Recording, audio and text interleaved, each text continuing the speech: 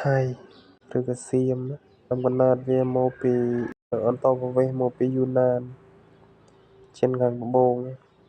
ហើយបានចាប់ផ្ដើមអន្តោប្រវេសន៍ចុះមកភាគខាងត្បូងចាប់ពី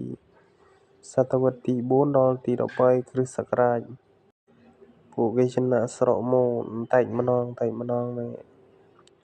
ដោយសារសង្គ្រាមនិងសម្ពាធពីចក្រភពម៉ុងហ្គោលឈ្មោះថាណានចាវក្នុងសតវត្សទី7ដល់ទី8ពួកថៃបង្កើតរដ្ឋមួយឈ្មោះណានចាវនៅយូណានដែលជាពាក្យបូកផ្សំពីភាសាចិនណានខាងត្បូងនិងភាសាថៃចាវស្មើឲ្យស្ដេចការតាំងទីលំនៅនៅអាស៊ីអាគ្នេយ៍ទីតាំងដំបូងពួកថៃដែលចុះមកតាំងទីលំនៅដំបូងភាគខាងជើងប្រទេសឡាវ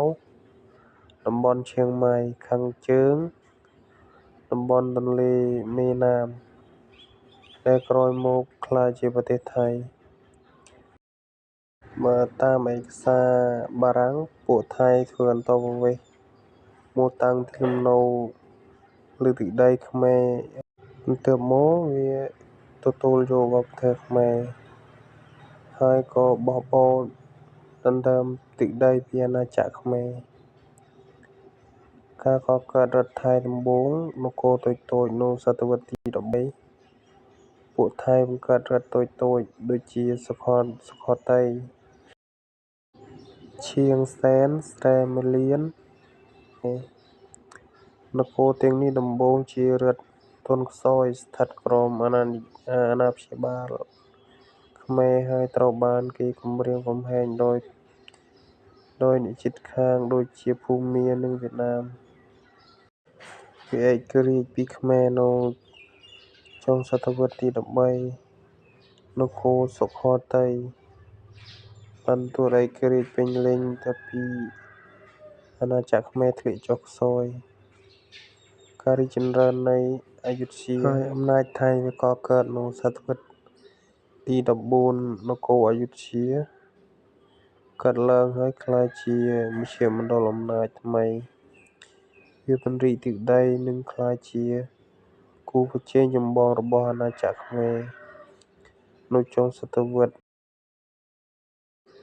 សម័យលង្វែកការវាយទីរបស់ថៃបានវាយលុកកម្ពុជាដណ្ដើមទឹកដីខ្មែរយ៉ាងច្រើនរួមទាំងតំបន់ភ្នំពេញបច្ចុប្បន្នភាពខុសគ្នាប្រវត្តិសាស្ត្រមុនការមកដល់របស់ថៃតំបន់ថៃបច្ចុប្បន្នធ្លាប់ជាទីតាំងបុរាណដូចជានគរមននិងខ្មែរភស្តុតាងបុរាណវិទ្យាបង្ហាញពីការកាន់កាប់របស់មនុស្សយុគថ្មនៅឆ្នាំ1500ដល់មករាជនិងយុគដែក500មករាជដល់500គ្រិស្តសករាជអត្តសញ្ញាណថៃសម័យទំនើបថៃជាប្រទេសអាស៊ីអាគ្នេយ៍មួយគត់មិននៅក្រោមអាណានិគមពួកអឺរ៉ុបហើយបានរក្សាស្វ័យភាពពេញលេញបន្ទាប់ពីបដិវត្តន៍ឆ្នាំ1932ប្រទេសនេះប្តូរទៅជាប្រជាធិបតេយ្យធម្មនុញ្ញសង្ខេបពីព្រឹត្តិការណ៍សំខាន់ៗ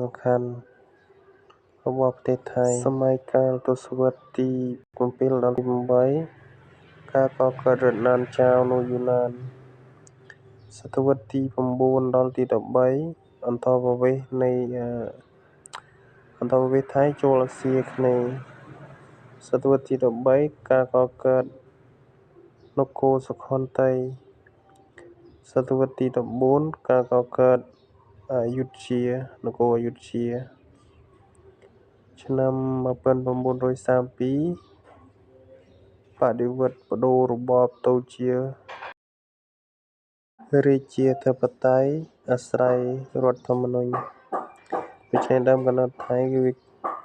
ជាលទ្ធផលនៃការផ្លាស់ប្តូរប្រជាសាស្ត្រការប្តូរអំណាចតំបន់និងការរួមបញ្ចូលសញ្ញាណអត្តសញ្ញាណដ៏ញ៉េរញ៉ៃ ដែលចាប់ផ្ដើមពីការធ្វើអន្តោប្រវេសន៍ពីយូណានរហូតមកដល់ការបង្កើតរដ្ឋស្វយ័តលើទឹកដីអតីតអាណាចក្រដទៃ។